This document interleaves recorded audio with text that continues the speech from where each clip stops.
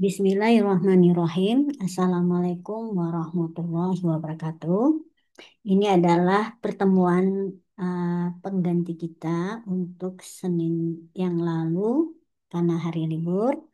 Sekarang saya akan isi dengan evaluasi terhadap tugas ya, tugas tahap pertama dari beberapa kelompok. Sebetulnya tadi malam sudah ada tiga yang dibahas ya. Yang tadi malam tuh, oh ya, saya share dulu ya screen-nya. Saya share screen dulu. Share screen dulu. Kita share screen dulu.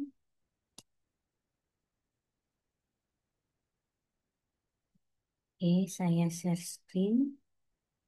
Ini ya. Udah kelihatan layarnya ada tampilan. Ada Bu. Oke. Nah, di sini ada yang sudah saya kumpulkan karena kebetulan daftar kelompok ketinggalan di kampus. Jadi saya coba download random aja dari yang sudah upload kan itu semua upload ya. Jadi harus dicek satu-satu yang bedanya. Jadi dari sini yang terkumpul tuh ada 6 ya kalau nggak salah 6 atau 7 nih. Bawa balik, cash flow, cetakin, Don Sky, Hayu Nuntun, eh, pinjam baca. Apakah dari sini ada yang belum saya upload, saya download nanti silakan komen ya. Nah, tadi malam itu sudah kita bahas bawa balik cash flow dan cetakin. Nah, karena rekamannya gagal, kalau perlu nanti kita ulang ya. Tapi saya coba lanjut dulu ke yang tiga lagi, Don Sky, Hayu Nuntun, Pinjam Baca. Habis itu nanti kita balik membahas yang tiga sebelumnya. Sebetulnya beberapa sudah ada yang hadir tadi malam. Baik, kita buka dulu Don Sky. Oke, ini kita lihat ya, Donut Finance System.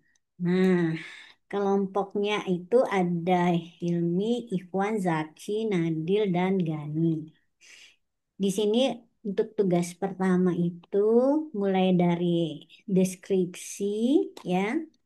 Ini adalah aplikasi untuk keuangan ya, keuangan dari UMKM. Hmm. Perusahaan donat di mana aktivitasnya meliputi keuangan ya, antara lain penjualan, penjualan, pembelian bahan baku, gaji dan laporan keuangan. Ini besar banget ya. Apakah ini akan sanggup kita kerjakan semuanya untuk tugas ini? Coba kita lihat ya. Analisis current system menggunakan swimlane diagram. Di bagian atas, benar ya, ini adalah pelaku-pelaku atau pihak-pihak yang terlibat di dalam sistem yang berjalan. Ya, ada kasir, staf gudang, manajer keuangan, pemilik bisnis, dan HRD. Karena tadi ini satu lingkup bisnisnya seluruhnya gitu ya, tidak hanya urusan penjualan ya, tetapi semuanya sampai dengan penggajian ya. Karena memang keuangan memang urusannya banyak dari mana yang membuat duit masuk ya, uangnya masuk dan uang keluar memang begitulah jadinya ya. Jadi di sini kasir urusannya pencatatan keuangan, penjualan dari staf gudang memberikan info pembelian bahan baku, ini adalah barang yang keluar. Kemudian ke manajer keuangan memberikan informasi monitoring biaya operasional, kemudian penyusunan laporan keuangan, penggajian karyawan. Ini bagus banget ya menurut saya. Kemampuan kalian dalam menyederhanakan. Kan tadi itu kompleks ya. Nah, kelompok ini berhasil menyederhanakan ya. Jadi keseluruhan bisnis yang besar bisa disampaikan ya dalam suatu diagram yang sederhana, hubungan antar pihaknya. Ya, tetapi ini memang tidak cukup untuk aplikasi. Ya, tapi jadi bisa menyederhanakan untuk antar pihaknya itu hubungannya dalam proses yang seperti apa dan apa tanggung jawab inti dari setiap pihak yang terlibat. Ini bagus banget ya. Ini yang disebut dengan cara mengabstraksikan. Kelompok ini berhasil mengabstraksikan hal yang sangat kompleks itu dalam diagram yang cukup simpel ya. Tuh, hanya tuh 2, 3, 4, 5 ya. Sebetulnya ini bisa juga kalian gambarkan dalam bentuk ada proses di sini ya, bukan outputnya saja. Karena nanti yang membuat HRD itu juga bertanggung jawab tentang laporan keuangan. Bisa di sini penyusunan laporan keuangan untuk HRD gitu ya. Oke, di sini ya, mestinya menurut saya tetap ada satu proses. Jadi bisa kita lihat setiap elemen ya pelaku itu bertanggung jawab ya, ada tanggung jawab terhadap proses ya, proses dan masing-masing pihak berinteraksi dengan pihak yang lain. Oke, eh cuman di sini tidak terlihat ya apa masukan dokumen dan outputnya dari setiap pihak. Kalau bisa sih dokumen itu diletakkan pada bagiannya, misalnya sebelah kiri gitu ya, itu untuk datanya, sedangkan sebelah kanan dari proses itu untuk eh, dokumen yang dia hasilkan. Jadi misalnya gini. Pencatatan keuangan di kasir itu inputnya kalau kita lihat dari gambar ini dia menerima dokumen dari yang dihasilkan oleh pembelian bahan baku. Nah, jadi dia menjadi input. Lalu hasil dari kasir itu apa? Data penjualan gitu ya, slip transaksi. Tidak hanya slip laporan transaksi ada ya. Berikut bukti pendukungnya yaitu slip transaksinya. Contohnya seperti itu ya. Jadi dari cara mengabstraksikan saya appreciate, tinggal diperbaiki ya, lebih konsisten pada eh, penggambaran dokumen atau data input dan informasinya atau outputnya, di mana outputnya biasa berupa laporan dan sebagainya. Ya, oke. Terus kita buat ke bawah analisis permasalahan dan potensi solusi. Nggak apa-apa ya. Ini digambarkan langsung analisis permasalahan dan potensi solusi. Ini kan secara garis besar ya. Oke, pencatatan manual rawan kesalahan dan oke, saya anggap saja ini boleh. Nah, cuman ini ya mappingnya apakah hmm, cukup dari swimlane yang tadi, yang cukup global menurut saya, atau apakah perlu kita buat swimlane turunan, ya, yang lebih detail untuk proses-proses tertentu. Contohnya ya, yang kasir. Di kasir ini prosesnya adalah pencatatan penjualan. Benar nggak tadi di sini? Oke. Yang penting konsisten ya, pencatatan penjualan. Tugasnya adalah menginput transaksi pos. Data dan informasinya data transaksi dan produk. Nah, cuman nih ya, ini kan mencatat penjualan. Sebetulnya di gambar tuh udah kelihatan nih. Ada alur dari staf gudang ke pencatatan penjualan. Jadi sebetulnya kalau kita lihat bagian penjualan ini tidak hanya mencatat apa yang terjual gitu ya, tapi dia juga mengecek bahan baku yang masuk, bahan yang akan dia jual gitu loh. Nah, itu nggak tergambar di sini, kurang detail ya, kurang detail. Pada saat si kasir harusnya menerima ya apa yang diserahkan oleh bagian gudang gitu ya, barang yang akan dijual. Ya, input transaksi pos. Jadi ini kalau kita lihat justru ini kasir adalah berhubungan dengan transaksi ya, transaksi point of sales-nya. Berarti ini berhubungan dengan customer harusnya ya. Customer ada membeli, melakukan pembelian untuk dicatat gitu. Ya, sebagai data transaksi. Nah, sekarang kita coba lihat hubungan dengan gudang tadi ya. Ini gudang apa cabang tadi? Itu kan ada gudang, tapi nggak tergambar di sini di bawah ada yang gudangnya, adanya cabang. Nah, di sini jadinya kurang konsisten ya. Atau kalau tidak, yang ini, staf gudang ini, hmm, nggak dilibatkan di dalam proses gambar swimlane ini. Ya, asumsi si kasir itu udah punya catatan barang masuknya, ya, stok, ya. Tinggal nanti dia berhubungan dengan catatan penjualan gitu. Ya, ingat ini cuma 5 loh, kasir, staf gudang, manajer keuangan, pemilik bisnis, dan HRD. Sekarang kita lihat coba hubungannya dengan ada admin keuangan. Apakah di sini ada admin keuangan? Oke, dengan manajer keuangan dulu. Manajer keuangan itu menganalisis keuangan, review laporan dan approval. Oke, data informasinya ini nggak muncul ya. Laporan laba rugi arus, nah nggak ada ya, nggak ada laporan ininya.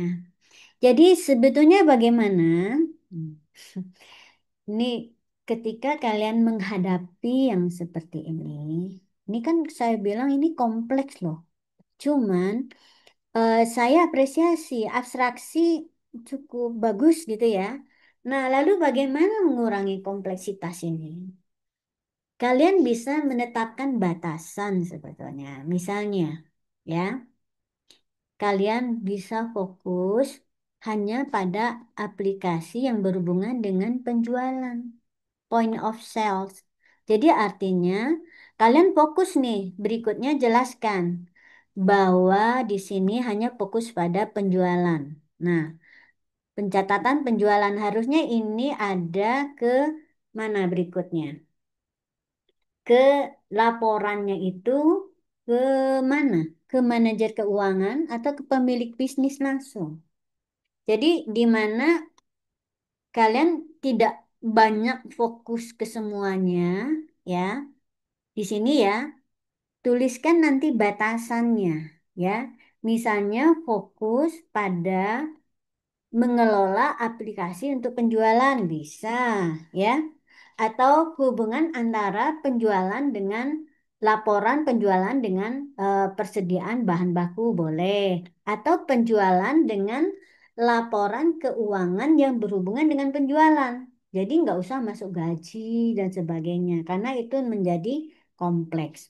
Jadi artinya apa? Setelah membuat swimlane ini, analisis bahwa ini terlalu besar, lalu bisa dibuat fokus, lalu buat swimlane yang baru yang lebih sesuai dengan batasan. Ada wakil dari kelompoknya di sini? Don Sky ada yang wakilnya yang hadir? Kalau saya bisa sarankan, kalian bisa fokus di penjualan dan laporan keuangannya, di mana laporan keuangannya ini akan ditembuskan baik untuk manajer keuangan maupun pemilik bisnis. Jadi tidak usah kita berurusan dengan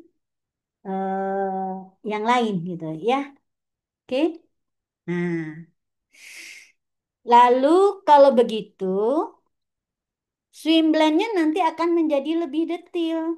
Ya, jadi penjualan, misalnya alur penjualan itu gimana? Ada pembeli gitu atau bagaimana? Nah, ini akan lebih detail lagi berikut dengan dokumen-dokumennya. Ya, sehingga nanti ini akan berubah ini sesuai dengan detail dari misalnya tadi kita fokus ya ke proses transaksi, penjualan, dan laporan keuangan.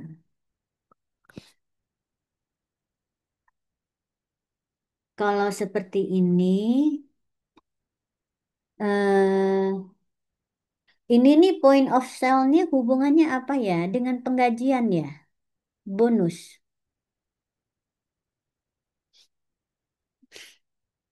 Tadi ndak kurang dijelaskan ya. Pos itu apa sih? Kak, sebaiknya dijelaskan juga di atas. Pos itu apa? Ya, point of sales. Jadi bisa fokus misalnya pada pengelolaan posnya. Jadi nggak usah finances itu besar banget loh, nggak akan mampu kita bikin apalagi untuk tugas ya. Jadi bisa fokus misalnya yang berhubungan dengan pos. Saya pernah membimbing mahasiswa yang bikin aplikasi terkait dengan pos ini. Bisa dicari di perpustakaan ya. Oke. Nah, gitu ya. Jadi, simpulan pertama, ya, apresiasi kalian terhadap finance system, ya, abstraksinya bagus. Cuman, itu kan terlalu besar. Nah, tahap yang berikutnya adalah kalian reduksi dengan membuat batasan, ya. Batasannya misalnya dengan menyebutkan bahwa aplikasi ini di, difokuskan pada pengelolaan misalnya yang berhubungan dengan pos, ya, transaksi penjualan dan sebagainya, ya. Oke, di direduksi ya, dibataskan kompleksitasnya langsung.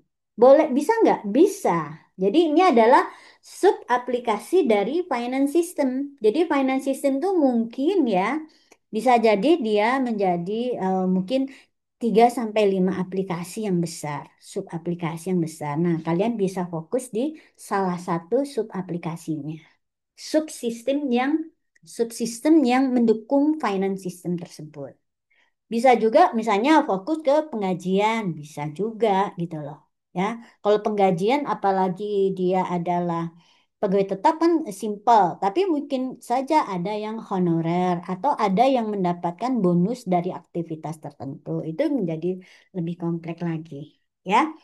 Atau misalnya pencatatan bahan baku. Berarti ingat ya, dalam suatu subsistem itu pasti ada yang masuk, ada aliran yang keluar. Jadi kalau di bahan baku di gudang adalah pembelian bahan. Keluarnya apa? Barang yang di bahan baku yang dikeluarkan dari gudang, ya. Apakah barang bakunya berupa apa itu? Apakah tepung-tepungan pembuat donatnya atau ada stok frozen food dari si donatnya gitu kan? Bisa juga gitu, ya. Makanya di sini definisikan dengan baik batasan dari sistem yang akan dibuat, ya. Kalau batasan finance systemnya, kalau finance system itu tadi sangat besar karena itu mencakup satu urat nadi keseluruhan dari bisnis tersebut. Ya, itu catatan pertama saya. Jadi, kenapa ini rumit? Karena ini sistem sangat besar. Jadi, untuk tugas berikutnya kalian reduksi. Berarti kalian nanti harus buat streamline yang baru yang lebih detail. Ya, yang pertama tadi bagus, tetap pertahankan, lalu jelaskan batasannya, lalu buat swimmen yang lebih detail dari yang sudah dibatasi itu, ya. Baru kalian akan bisa melakukan mapping yang lebih membantu untuk ke arah analisis dan desain. Kalau tadi itu terlalu kompleks, jadi susah menganalisis kebutuhan fungsional dari sistem yang sangat besar dengan membuat swimlane yang relatif sederhana seperti tadi. Nggak kelihatan, ya. Ini kasir penjualan harian, input transaksi via pos. Oke, jadi dianggap ini aplikasi ini adalah aplikasi internal yang tidak melibatkan customer secara langsung. Boleh. Jadi si kasir melakukan input transaksi gitu ya via posnya. Oke, point of sale ini cash register ya. Oke, terus admin keuangan prosesnya pengeluaran apa nih? Pencatatan pengeluaran ini nggak boleh disederhanakan gini ya. Istilahnya samakan lagi dengan yang tadi. Mencatat pembelian bahan biaya operasional. Boleh juga, ternyata ini ya gagasan kalian ya. satu satu unit bisnis, satu layanan. Oke, nanti kita lihat seperti apa detailnya. Supervisor mereview dan mengapprove transaksi-transaksi yang mana ini? Ini kurang detail ya. HR menghitung gaji otomatis cetak slip. Jadi ini enggak seperti hitung gaji ini kan pasti perlu data karyawan gitu ya. Oke, validasinya seperti apa? Manajer keuangan, laporan keuangan, unduh laporan ini seperti apa? Laporan keuangan tentu kan nggak dibuat tiba-tiba ya. Bagaimana dia bisa divalidasi? Ya, ingat ya, satu unit itu dia menerima input mungkin dari unit yang lain dan menghasilkan output yang menjadi input juga bagi yang lain. Jadi ini saling tergabung gitu. Keamanan, otorisasi, cold storage, backup otomatis bisa di, oke. Terus diagram use case-nya, ngesupennya apa ya? Memasukkan kali ya, kasih transaksi penjualan. eh Memasukkan transaksi penjualan dan inputnya apa? Bukti transaksi. Hmm,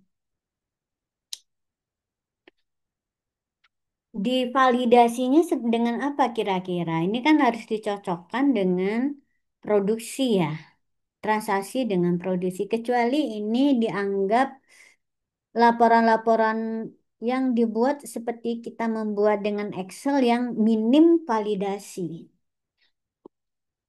Ya, sementara saya terima dulu kalau kalian punya gagasan seperti ini. Oke, ngolah stok dan pembelian. Stok barang ya, bahan baku. Ini kalau gudang ini bahan baku. Tapi gudang tuh ada dua loh ya. Perannya dia bisa mengelola gudang bahan mentahnya, bisa juga mengelola hasil produksi, apalagi donat gitu ya.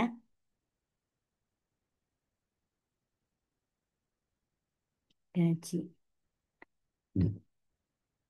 Kacang. Oke, kalau seperti ini boleh juga. Terus diagram skenario. Kenapa diagram skenarionya seperti ini ya? Diagram skenarionya ini nggak detail. Ini sih namanya bukan diagram skenario, tapi kalau di ini adalah mirip-mirip ya, sequence diagram. Ya, diagram skenario itu yang bentuknya kita langsung bisa kebayang inputannya seperti apa, outputnya seperti apa, ya. Dalam bentuk eh, ada Ada untuk setiap use case. Biasanya diagram skenario ini kita buat per use case, ya, per use case dan ada tampilan awal dan akhir yang seperti ini nih yang saya maksudkan. Coba kita buka bolehlah. Contoh cash flow aja. Diagram skenario dari si cash flow ada nggak dia? Nah, yang kayak gini tapi ini juga nggak ada tampilan awal dan akhir. Maunya ada tampilan awal dan akhirnya. Ya, ini juga nggak ada. Nanti saya lihatkan contoh yang ada. Oke, saya coba ya. Buka yang ada TA ya. TA data. Contoh TA mana ya? Hmm, hmm, Coba nih mungkin ada contohnya. Tampilan awal dan akhir. Mana ya? Hmm,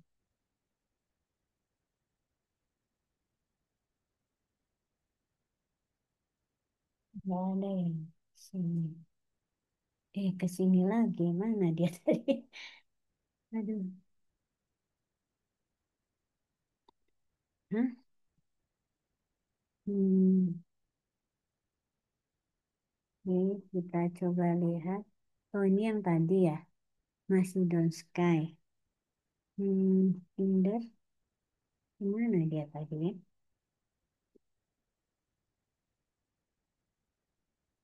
Contohnya ya, namanya yang batasan sistem itu seperti ini. Kan tadi besar. Kemudian kita buat batasannya untuk mereduksi sebetulnya apa yang masuk kita bahas, apa yang tidak, gitu ya. Kemudian ini versi yang nggak pakai itu ya, dokumen input dan outputnya. Ini adalah contoh swimlane diagram juga. Tapi saya sudah kembangkan sebaiknya input dokumen dan outputnya itu ditampilkan. Nah, contoh diagram skenario-nya mana nih? Nggak ada di sini ya.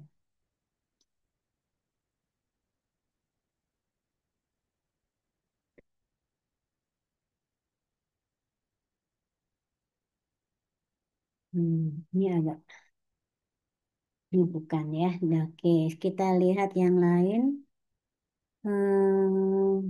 Udo ini ada nggak ya? Hmm. Contoh yang ada diagram skenario.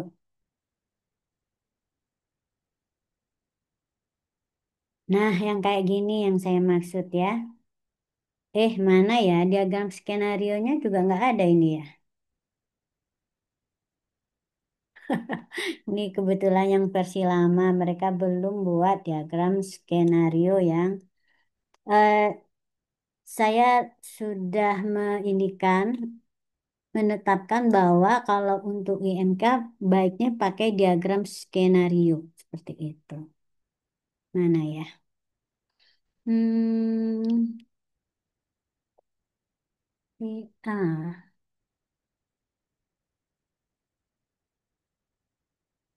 nggak ada ya contoh TA ini. Ini yang lama juga pasti nggak ada. Yang baru, oke, mungkin ada.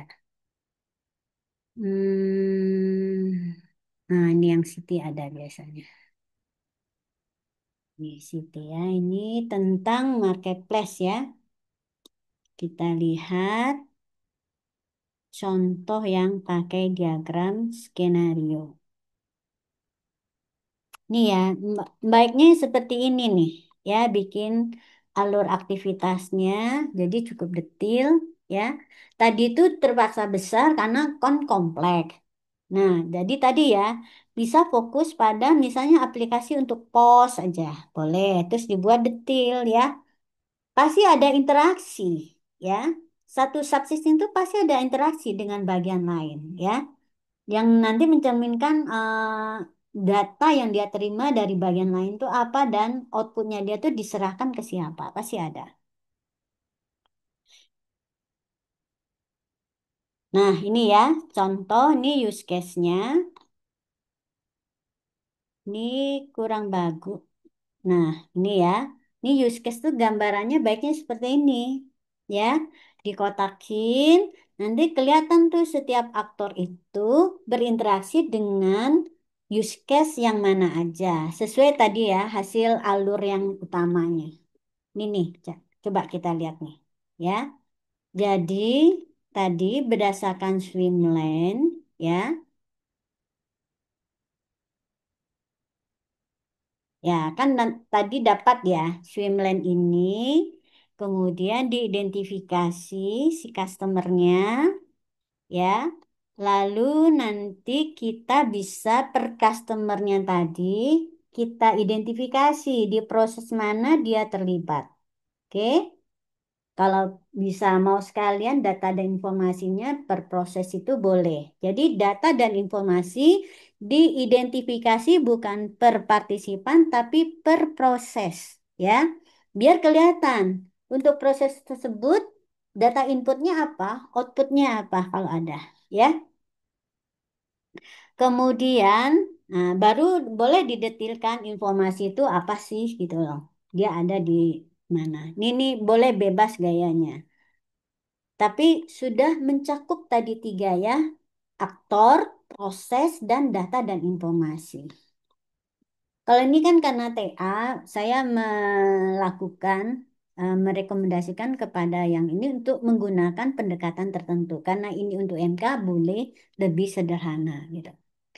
Oke, nah terus di sini ini cara kita tadi ya, dan menampilkan yang namanya requirement atau need tadi. Need tadi ya, yang nanti bisa kita turunkan lebih detail menjadi requirement ya. Oke, sebetulnya dari pengguna tadi atau aktor, kalau kita tahu perannya dan tadi proses yang di mana dia terlibat, kita bisa identifikasi itu. Proses-proses apa yang akan dilayani oleh aplikasi yang akan dikembangkan. Nah, itulah cikal bakal dari yang namanya need ya. Termasuk bisa juga need ini lahir dari kita melihat adanya layanan terhadap informasi tertentu. Itu bisa menambah list dari kebutuhan fungsional itu. Ya. Nah, lalu sebetulnya dari sana kebutuhan fungsional ini ya, ini masih bisa nih kita analisis berikutnya. Oh, login ini dia kan sifatnya tambahan. Dia nggak dibuat sendiri, tapi yang utama mana? Contohnya nih ya, ini kan ada menambah barang, mengubah barang, menghapus barang. Nah, ini sebetulnya adalah biasanya itu dilayani oleh database ya, layanan database untuk kelola barang. Nah, ini bisa kita satukan. Jadikanlah kita bungkus ini sebagai satu layanan namanya kelola barang. Di dalamnya ada sub ya, sub untuk menambah, mengubah, menghapus. Jadi dia akan lebih sederhana. Pengadaan barang, apakah ini sendiri? Penambahan promosi, mengubah promosi ini juga sendiri. Satu lagi dibungkus, menghapus. Jadi akan lebih sederhana. Jadi kita bisa lihat nih, si pemilik toko itu dia layanan utamanya adalah ngelola barang, ya, mengelola promosi, mengelola piutang, ya, mendapatkan laporan. Terus dua, login dan logout itu adalah layanan yang berhubungan dengan non-fungsional bagi semua user. Jadi layanan utamanya tiga tadi, berhubungan dengan kelola barang, promosi, dan piutang. Itu cara kita ya. Jadi nggak akan kompleks. Jadi tetap dia tidak boleh kita bikin kompleks. Begitu juga dengan karyawan toko. Dia berhubungan dengan transaksi. Ini kan karyawan berarti dia pesanan, ya. Layanan pada customer service. Kemudian melayani kelola stok barang. Seperti itu tiga, ya. Yang ini juga konsumen. Ini bisa ada yang dibungkus-bungkus nih.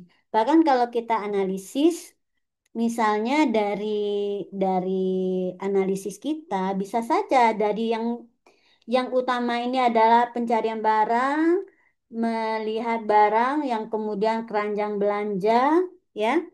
Ini mengubah jumlah barang ini juga masih hubungannya dengan keranjang belanja. Jadi hati-hati di sini ya. Ada detil-detil yang mungkin tidak perlu kita tampilkan dia sebagai satu fitur, tetapi dia adalah gabungan dari satu fitur. Contohnya tadi barang ya. Apakah ini diubah, ditambahkan, dihapus? Itu satu satu use case aja menurut saya. Terus detailnya itu ada di mana? Nah, nanti kalian buat di diagram skenario. Ya, karena itu dia biasanya ada di satu tampilan, satu form tersendiri. Satu form bersama antara tambah barang, ubah barang, dan hapus barang. Jadi apa ciri-cirinya nanti bahwa itu bisa disatukan? Dia berangkat dari satu form yang sama, satu form utama yang sama. Contohnya untuk kelola barang. Nanti ada sub pilihan tombol untuk nambah, hapus, dan sebagainya. Ya, oke. Nah, si pemilik toko nih dia biasanya form utamanya nggak akan sama dengan form utama untuk yang si konsumen. Ya. Bahkan subnya juga nggak sama. Contohnya nih ya, pemilik toko dia berhubungan dengan tiga form ya. form yang berhubungan dengan kelola barang, form yang berhubungan dengan promosi, dan piutang. Itu form yang berbeda, subform yang berbeda sama sekali. Ya, itu caranya. Jadi ada yang digabung, mungkin ada yang baru, contohnya konsumen. Nah, di beberapa marketplace, karena berhubungan dengan kebutuhan dari si pemilik toko ingin mendapatkan masukan, ya, ini bagian dari customer service-nya, dia bisa meminta penilaian, ya, penilaian atau testimoni dari pelanggan. Nah, itu bisa menjadi tambahan itu di sini. Tapi harus ada penjelasannya dulu ya. Sesuatu yang tadinya nggak ada kita bahas di diagram skenario, ketika kita jadikan need, ya, dia harus muncul di need dulu, ya, kebutuhan. Nah, itu harus kita jelaskan kenapa dia kita tambahkan sebagai kebutuhan, ya, sebagai kebutuhan. Mana tadi kebutuhannya? Ya, kebutuhan fungsional. Itu harus ada penjelasan, ya. Apakah itu dari proses utamanya atau dari non fungsional tadi, ya, kepuasannya. Oke, itu ya. Jadi jadi ini kalau bisa nih ya, use case diagram yang bagus tuh bukan yang banyak gitu ya, tetapi yang bisa disederhanakan. Nah, contohnya ini ya. Tadi saya sudah sebutkan dia paling 3 atau 4 ya. Kelola piutang barang, kelola barang, ya. Nih. Nah, ini lupa nih. Harusnya kelola barangnya. Oh ya, ini di sini dia namakan kelola inventory. Itu tadi 3 tadi. Tambah barang, edit barang, dan sebagainya. Ini sebetulnya sebaiknya jangan tiba-tiba muncul, tapi ada penjelasan ketika masih di tabel bahwa itu akan disatukan sebagai layanan fungsional yang namanya kelola inventory. Nah, ini adalah contoh use case yang baik ya. Kalau bisa jangan lebih dari ini, satu use case itu, satu user itu lebih dari 7. Nanti kelihatan kompleks, kompleks. Artinya biasanya ada peluang untuk membungkusnya, mengelompokkannya menjadi satu use case yang besar. Ya, oke. Nah, contohnya untuk transaksi konsumen kan melakukan transaksi ya. Pilih barang. Nah, pilih barang ini kan ada yang berhubungan dengan yang namanya keranjang belanja. Ada yang mencari sambil memasukkan ke keranjang belanja. Itu adalah gabungan dari pencarian dengan mengelola keranjang belanja. Nah, ini tinggal nanti namanya jangan pilih barang, ya, tapi misalnya keranjang belanja misalnya, ya. Atau benar-benar satu bisa dipisah itu antara mencari dan kelola keranjang belanja. Tapi keranjang belanja itu kan biasanya kita bisa juga sih keranjang belanja sendiri. Kita bisa langsung ke keranjang belanja atau kita masuk dari mencari sambil memasukkan ke keranjang belanja. Ya, oke, itu dan dari sini kita lihat. Kenapa saya bilang kalian nggak boleh terlalu banyak use case-nya. Nanti kalian akan kerepotan membuat diagram skenario. Ya, kita sering ya, itu diagram skenario itu nggak sekaligus, sering berubah-ubah. Nanti capek-capek sendiri kalian misalnya skenario berubah nanti mengubah jangan-jangan ke use case bolak-balik berubahnya. Jadi menurut saya use case-nya dibuat simple ya, kalau bisa simple. Boleh dibuat detailnya kalau misalnya satu use case ini sebetulnya dia adalah runtunan dari beberapa subproses, boleh dibuat. Tapi untuk membuatnya dia kalau dia berhubungan misalnya nih pencarian dengan keranjang belanja. Kalau bisa itu buat dalam satu skenario. Itu lebih lebih mudah kalian dan meminimalkan nanti proses bolak-balik karena ada yang berubah itu, ya. Maintenance-nya akan lebih sederhana. Nah, ini namanya contoh yang saya sebut sebagai extended use case ya. Use case detail. Contohnya nih kelola promosi. Dia terdiri dari menambah promosi, mengubah promosi dan menghapus promosi. Ya. Jadi bisa. Jadi buatlah yang di use case utamanya ini simple ya. kalian bisa detailkan di sini sesuai dengan tadi yang ada di tabel mapping tadi. Ya, pakai apa? Relasinya biasanya bisa extended, bisa include. Biasanya itu. Itu menunjukkan bahwa sebuah use case itu bisa terdiri dari beberapa atau berhubungan dengan berapa use case yang lain yang kita hidden sementara, ya. Nah, ini juga login itu dia bukan fungsi utama loh, tetapi dia fungsi yang dipanggil kalau misalnya berhubungan dengan akan melakukan proses tertentu. Jadi makanya ya, tadi di sini nggak ada login dan logout kan? Karena itu memang bukan layanan utama. Itu tadi lahir dari usability. Faktor usability yaitu keamanan. Jadi di proses yang muncul di use case yang muncul di proses ini adalah yang berhubungan dengan analisis kita terhadap proses-proses inti yang melibatkan setiap aktor tersebut. Ya, sesuai dengan proses bisnisnya. Oke, nah dengan demikian kelola barang ini cukup dalam satu skenario use case. Coba kita lihat. Ini ya.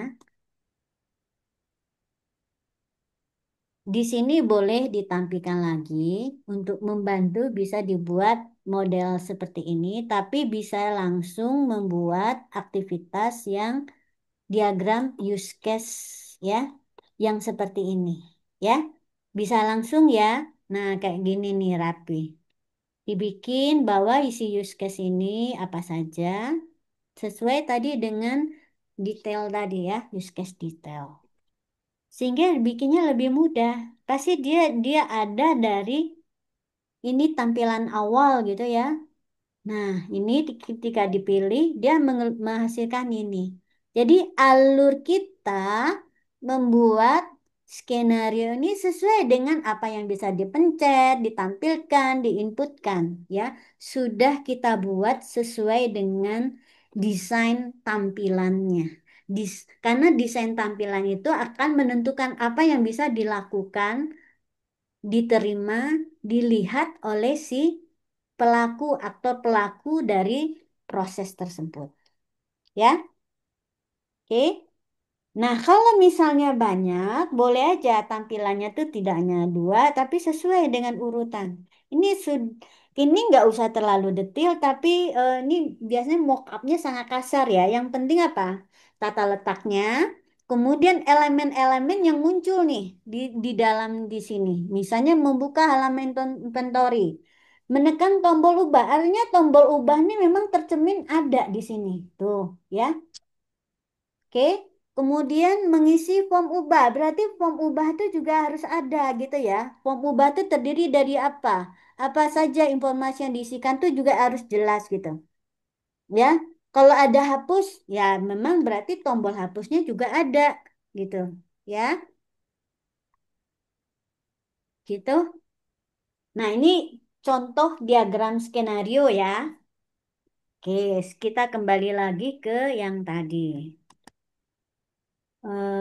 Sini. Hmm. Saya tutup dulu. Seperti saya kecilin dulu aja ya. Oke, ini ya tadi. Ini Kudo saya tutup.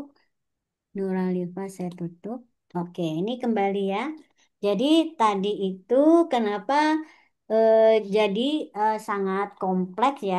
Kalian dari sini pasti susah membuat desain ya. Desain tampilnya masih jauh gitu loh. Karena ini masih proses yang global. Jadi sekali lagi untuk Don't Sky, saya sarankan reduksi ya.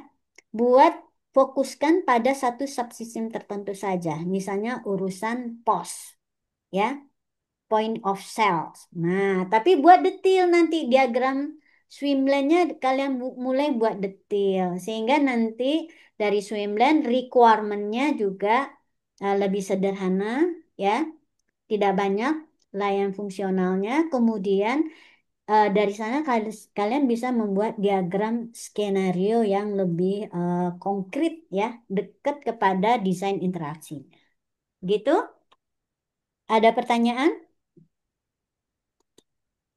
Sekarang saya lanjutkan dengan yang eh tadi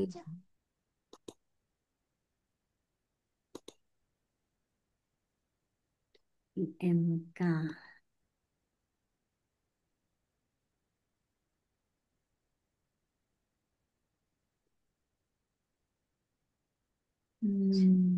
Mana ya tadi ya?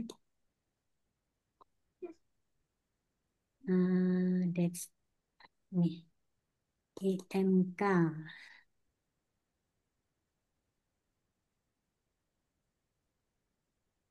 nih yang 2024. Oke, hayu nonton, hayu nonton. Oke, hayu nonton ya. Tadi sebetulnya itu tadi masukan untuk semua kelompok ya yang masih belum belum sempurna, bisa disempurnakan lagi. Jadi untuk yang Don't Sky reduksi ya, jangan buat terlalu kompleks. Kemudian pemesanan tiket. Nah, pemesanan tiket sih kita udah lihat ya, ini mudah-mudahan nggak terlalu kompleks. Oke, sisi yang berjalan, aduh kecil banget nih. Penggunanya kita lihat ya, ini mau melibatkan sistem yang mana? Hmm, kalau dilihat, ini adalah penjualan tiket sebetulnya, ya, penjualan tiket. Ini nggak apa-apa sih, dia menggambarkan keseluruhannya akan seperti apa. Jadi yang akan kita kembangkan kan ini sistem aplikasi ini. Ini yang akan dikembangkan, ya. Kemudian dia akan berhubungan dengan eksternalnya adalah payment gateway, boleh. Kemudian dengan pengguna. Sebetulnya untuk aplikasi yang dibuat, skopnya kalian tuh cukup di sini. Sistem aplikasi ini adalah melayani apa saja. Melayani untuk penjualan ya. Penjualan tuh alurnya si usernya mulai dari mana? Nggak usah pakai daftar login ini nggak usah ya. Oke, daftar boleh harus jadi member dulu boleh ya. Member kemudian mulai untuk setiap transaksi, transaksi itu mulai dari mana? Dari melihat film, memilih film, ya bisa juga sebetulnya tidak hanya memilih film. Dia dari memilih film ini bisa diturunkan nih. Bahwa bisa melihat trailernya dulu gitu kan. Kemudian baru dia masuk memutuskan ini adalah antara memilih film ini kalau kita ini kan analogikan dengan marketplace, dia lihat-lihat dulu, lihat-lihat dulu, atau dia justru cari film yang dia inginkan ada atau tidak gitu loh. Terus dari sana dia bisa masuk ke keranjang belanja. Keranjang belanjanya apa? Film yang dipilih, berapa orang yang akan ikut gitu kan. Nah, baru dia akan memilih jam tayang yang diinginkan. Ya kan? Dia masuk-masukin dulu mau yang ditonton kandidatnya. Dari biasanya seperti itu sih psikologis orang belanja itu. Dia milih dulu. Nah, yang kandidat-kandidat kuat dia masukkan dulu ke keranjang belanjanya. Ya. Lalu udah selesai lihat-lihat, udah puas. Misalnya ada 5 nih yang masih dia pertimbangkan. Dia cek-cek lagi, dia sesuaikan lagi mungkin dengan tiketnya mahal apa tidak. Lalu mungkin dia akan memilih benar-benar men-check out atau melakukan transaksi terhadap di sini adalah film dan kursi yang mau di jam tayangnya gitu, ya. Oke, jadi sebetulnya alurnya mirip dengan orang berbelanja, ya. Melihat-lihat, ya, mencari alternatif, kemudian yang yang membuat tertarik, dia masukkan dulu ke keranjang belanja, kemudian dia optimalkan pada saat akan melakukan check out atau transaksi. Ya, nah setiap transaksi itu akan diakhiri dengan yang namanya pembayaran. Oke, pembayaran dan mengeluarkan kwitansi. Itu kan? Oke, sekarang kita lihat bagaimana kelompok ini melakukan antreannya. Oke, panjang, sulit, memilih kursi sesuai keinginan, proses pembayaran. Kadang-kadang kan kita nggak mau, kalau ah itu dapatnya terlalu di depan, nggak ada kursi favorit ya, nggak mau ganti atau ganti jadwal gitu ya. Seperti saya kalau mau pesan shuttle gitu kan banyak alternatifnya. Saya akan memilih alternatif yang paling saya cocok dengan keinginan. Nah, kita lihat sekarang mapping, ya. Mapping kalau saya sih sarankan ya, login ini jangan kalian masukkan sebagai proses awal, nanti aja gitu ya. Itu syarat kalau bisa sih ada yang namanya member, membership. Jadi kalau dia nonton itu selalu dapat diskon gitu misalnya. Ya, jadi bukan bukan hanya login yang menjadi bisa kita kembangkan. Jadi fokuslah dulu pada layanan sistem sesuai dengan alur proses. Makanya saya selalu sarankan ketika kalian membuat sistem yang berjalan ini, ya, coba fokus pada alur proses bisnisnya, ya. Login, membership, membership masih oke. Kalau login itu lebih kepada yang berhubungan dengan aktivitas digital aja untuk keamanan, ya. Sistem. Nah, ini kan aktornya masa aktornya sistem, makanya pasti akan salah kalau kalian masukkan aplikasi atau sistem sebagai aktor, ya. Jadi nggak ada tuh. Lalu autentifikasinya mana, Bu? Pasti akan dilakukan pada saat transaksi terjadi.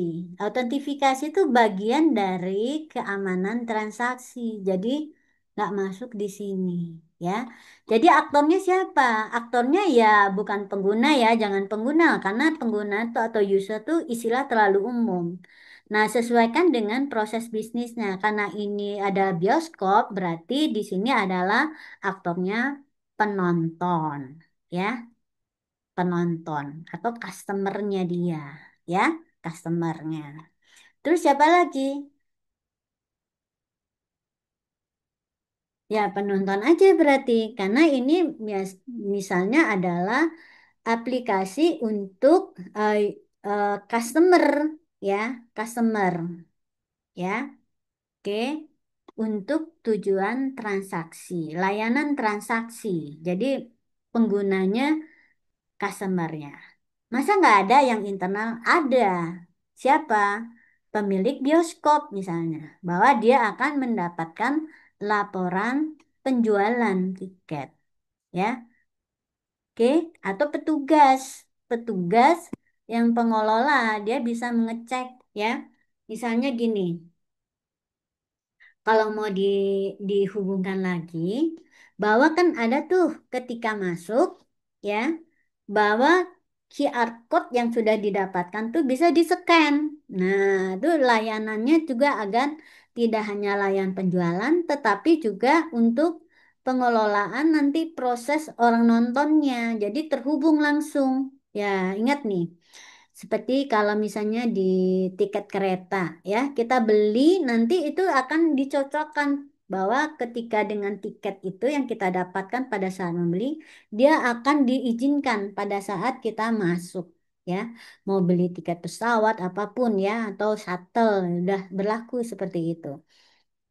Atau reunian gitu ya.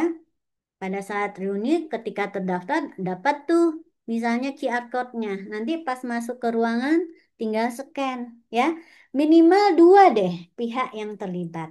Satu adalah pihak yang membeli tiket. Dua adalah pihak yang nanti akan memverifikasi tiket itu. Ya, benar atau tidak. Kapan itu? Yaitu ketika tiket itu digunakan. Jadi dua ya.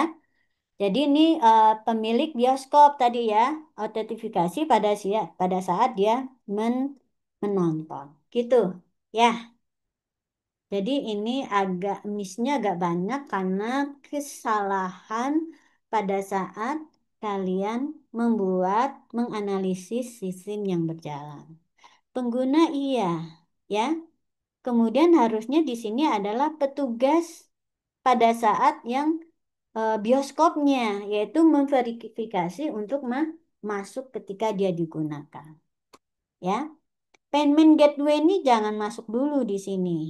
Ini adalah bisa kalian buat nanti setelah requirement-nya kita identifikasi selesai bahwa ini ada hubungan sistemnya, elemen sistemnya ada pengguna, ada aplikasi, ada pihak eksternal lainnya adalah payment gateway, gitu ya.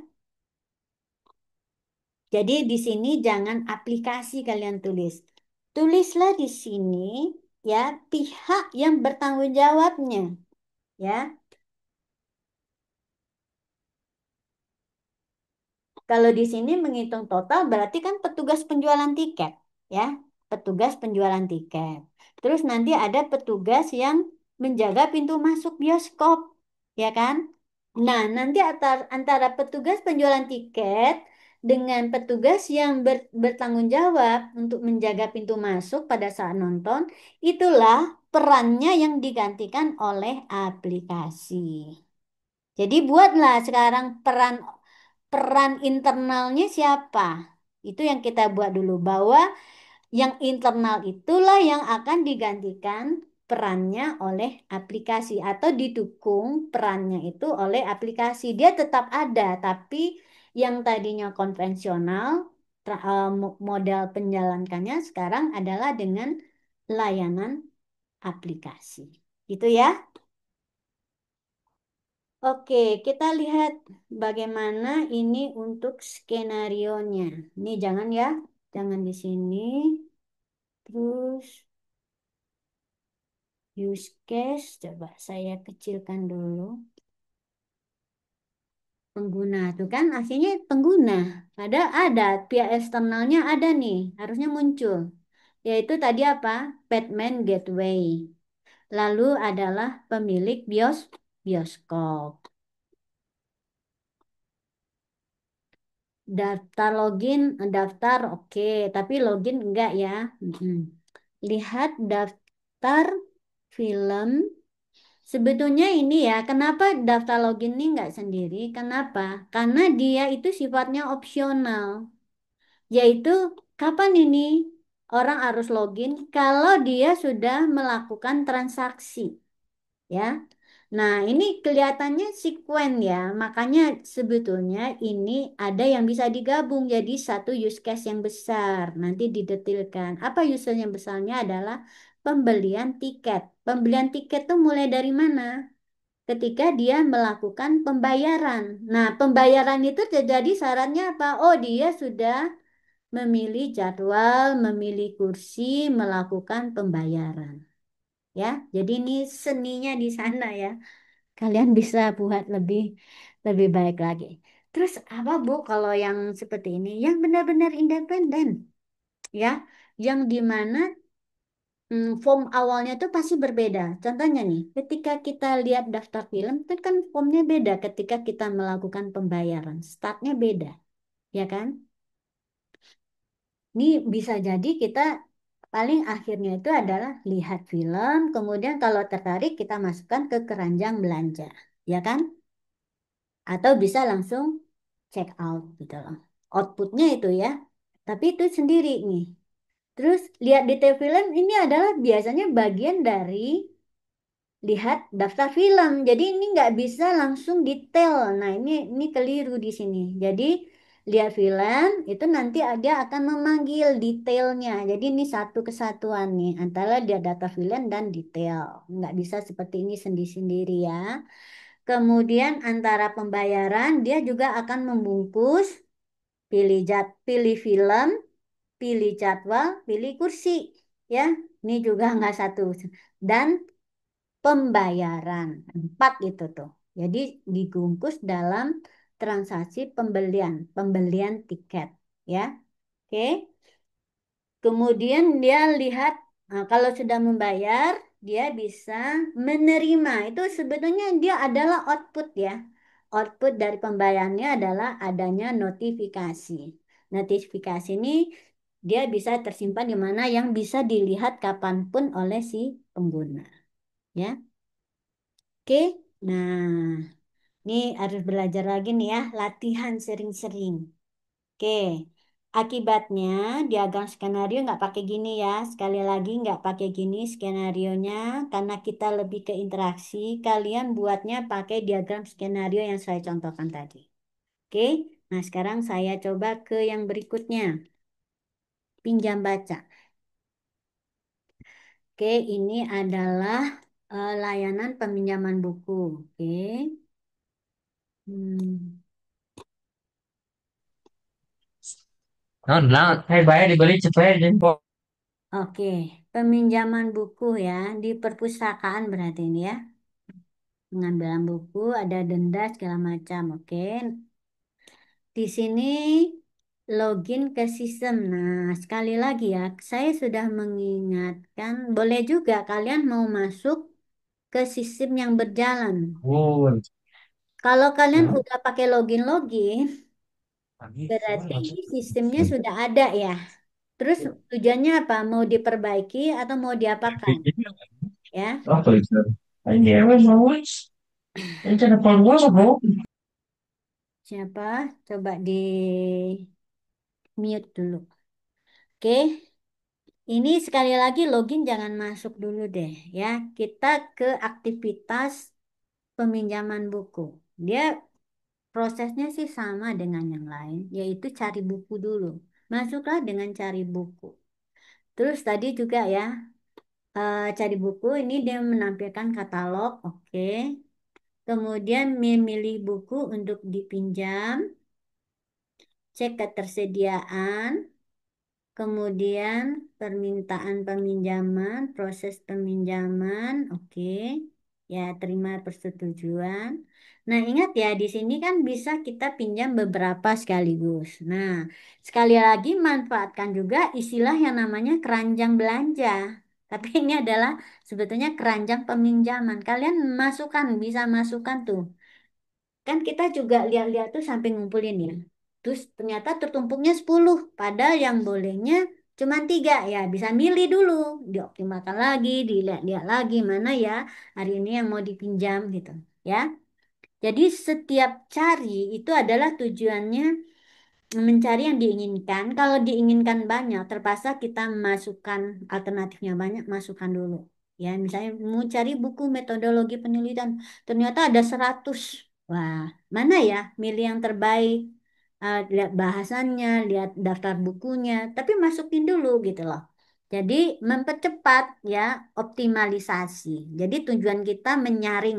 Jadi keranjang belanja atau sesuatu yang fungsinya seperti keranjang belanja tuh fungsinya nanti adalah untuk memberikan saringan awal dulu ya terhadap apa yang mau dipinjam, mau dibeli, mau dipilih dan sebagainya ya.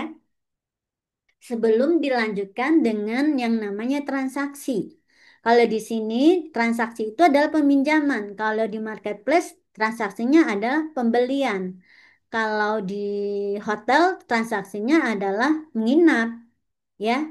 Nah, macam-macam jenis transaksi. Transaksi itu adalah istilah melibatkan dua pihak yang menggunakan atau membeli jasa atau membeli barang dengan yang mempunyai barang, meminjamkan dan sebagainya. Nah, di mana nanti mungkin itu berakhir dengan adanya transaksi berupa keuangan, bisa juga tidak, tapi itu adalah memindahkan sementara haknya ya atau selamanya secara tetap dari apa yang dipertukarkan itu ya. Ini sudah cukup bagus menurut saya ya, sudah cukup detail. Kita tinggal lihat nih ke sini ya. Terus mapping aktornya anggota. Hmm, tadi oh ya, kemarin saya sarankan pada saat mapping ini kalian kelompokkan per aktor, jangan selang-seling ini. Ya. Nanti konsistensinya nggak kelihatan. Gimana caranya? Ini kan Anda anggota perpustakaan. Coba kita lihat lagi ya. Nah, kalian mulai dari alur atas ini, ya. Oh, prosesnya mulai dari cari buku. Kemudian memilih buku untuk dipinjam. Kemudian, ini jangan terlalu, ini agak terlalu detail menurut saya. Jadi panjang nih untuk meminjam buku nih panjang banget. Tapi nggak apa-apa kalau memang di sininya ada perubahan gitu ya. Tapi menurut saya ini bisa disederhanakan. Tapi mau seperti ini nggak apa-apa. Nanti digabungnya, ya. Jadi mulai dari sini cari buku, meminjam buku, gitu kan? Ya, meminjam buku tuh urutannya gini-gini. Tapi saya lebih sederhananya meminjam buku, lalu menerima notifikasi persetujuan, mengambil buku di perpustakaan. Kemudian ini lama peminjaman ya. Terus ada nanti peminjaman pengembalian. Ada kalau telat ada opsinya bayar denda gitu kan. Nah dari sana. Jadi ambil satu kolom ini lihat proses-proses utamanya ya. Boleh kalian mapping apa adanya. Misalnya ini ada bagus ini ya dinomorin mulai dari tiga ini ya. Login ini mah tambahan nanti tiga, lima, tujuh, 12, 13. Nah, menurut saya yang 5 7 sampai 13 tadi itu adalah bisa digabung dalam satu transaksi yang namanya adalah peminjaman, ya. Kemudian mulai 18 sampai 20 ini adalah bagian dari transaksi yang namanya pengembalian, ya. Kemudian ada tambahan pengembalian itu dia akan memanggil use case opsional ya. Kalau terlambat dia akan membayar denda. Simpel kan jadinya? Ya. Nah, kalau si ini petugas dari mana? Family purpose. Alurnya dimulai dari sini. Ada mengelola katalog, nggak hanya menampilkan ya. Dia pasti ada mengelola katalog buku. Lalu di sini dia nggak usah cek ketersediaan ya. Dia selalu akan di sini mengupdate stok. Nah, stok itu tersedia dari mana? Itu akan berubah otomatis setiap ada yang minjam dan apa? Meminjam dan mengembalikan stok buku atau ada penambahan buku baru, dia akan mengupdate yang namanya stok, ya. Mengupdate stok gitu. Terus proses permintaannya adalah mencatatkan peminjaman, mencatat peminjaman. Bu- Ya, jadi proses permintaan peminjaman itu adalah dia mencatatkan data peminjamannya, ya, dan mengupdate status buku, ya. Status buku ini sedang dipinjam, rusak dan sebagainya. Juga jumlah stoknya, ya. Tuh. Kemudian pengembalian, mencatat data pengembalian, ya. Kemudian bisa nanti dalam proses peminjaman dia mengirimkan reminder misalnya pada kalau sudah menjelang 2 hari lagi gitu, ya, gitu. Nah sebetulnya ini kalian nggak boleh pisahkan sih antara sistem perpustakaan dengan petugas, ya. Karena kita melihat petugasnya adalah bagian dari sistem perpustakaan. Ya, kecuali di sini kalian buat ini adalah sebagai apa? Karena sebetulnya realnya yang melakukan mencatat peminjaman lain adalah memang petugas. Nah, kecuali nanti ada nih peran lain namanya kepala perpustakaan, dia akan menerima laporan, baik laporan peminjaman dan pengembalian buku maupun laporan misalnya yang masuk terkait dengan denda, ya. Atau banyaknya peminjaman tapi bukunya kurang, bisa jadi seperti itu, ya. Jadi ini bisa diperbaiki lagi. Nggak masalah, tapi ini udah bagus ya, saya lihat udah cukup optimal, sudah cukup detail. Karena ini bagaimana kita membuat flow tergantung seluas apa sejauh mana pengalaman kita dengan perpustakaan. Itu akan membuat detail-detailnya tidak akan sama. Apa yang ada di pikiran saya dengan pikiran Anda pasti beda. Antara kalian sendiri pasti beda, ya. Pengalaman, pengetahuannya berbeda. Oke. Yang penting ini sudah cukup bagus ya, sudah cukup konsisten. Tinggal kita lihat ke sininya, ya. Seninya adalah kalau tadi bagus abstraksinya, kalau di sini udah langsung detailnya ya. Nah, Nanti kesulitannya nanti adalah bisa jadi kesulitan ketika kita membuat mapping banyak banget jadinya ya. Jadi kalau belum apa-apa kalian sudah bikin terlalu detail itu nanti mappingnya kalian juga akan rumit gitu ya. Padahal masing-masing proses tuh ada yang nggak berubah nih data dan informasinya ya. Ingat ya, data dan informasinya dilihat dari mana? Dari setiap proses. Nggak boleh di ini disatukan ya. Ini kan banyak nih sama-sama. Berarti ada apa nih? Kenapa banyak sama-samanya? Berarti ada proses-proses yang terlalu detail untuk dijelaskan. Padahal dia mungkin hanya tidak akan menjadi sebuah use case, tetapi hanya satu aksi di dalam suatu skenario gitu. Jadi kalau kalian maksakan membuat terlalu detail, alhasil nanti dia tetap akan digabungkan ke dalam yang satu use case karena dia hanya berupa sebuah aksi dalam suatu skenario yang lebih besar. Ya, jadi agak mubazir kalau bikinnya terlalu kompleks. Kayak tadi ya, jadi 3 halaman skenario swimlane-nya itu berarti kalian buatnya sudah terlanjur terlalu detail. Ya, coba disederhanakan. Dan buat selang-seling seperti ini jadi pusing kita ketika akan membuat untuk use case-nya. Nggak kelihatan nih si anggota tuh butuh layanan apa aja karena udah selang-seling seperti ini ya.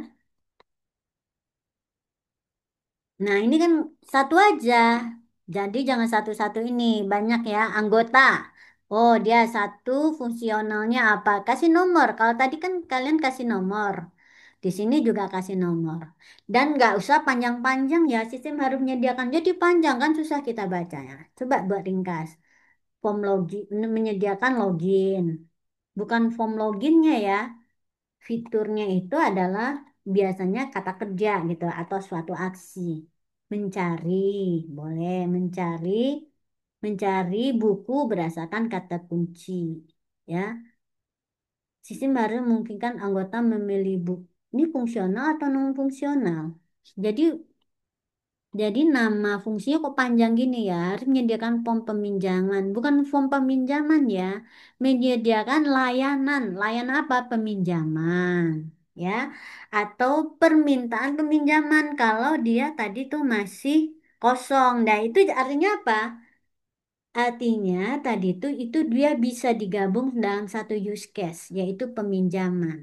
Ada peminjaman yang berakhir dengan transaksi, ada yang berakhir dengan catatan permintaan, ya. Artinya nanti kalau ada bukunya sudah kembali, dia diberikan notifikasi, bukunya sudah ada, silakan pinjam, gitu, ya. Ini udah bagus nih, gagasannya bagus. Kalian coba buat lebih sederhana lagi, ya. Kalau dia bisa kalian sederhanakan, diagram ini bisa disederhanakan lagi. Nih ya, yang besarnya ini. Mana ya? Kok kehayu nonton?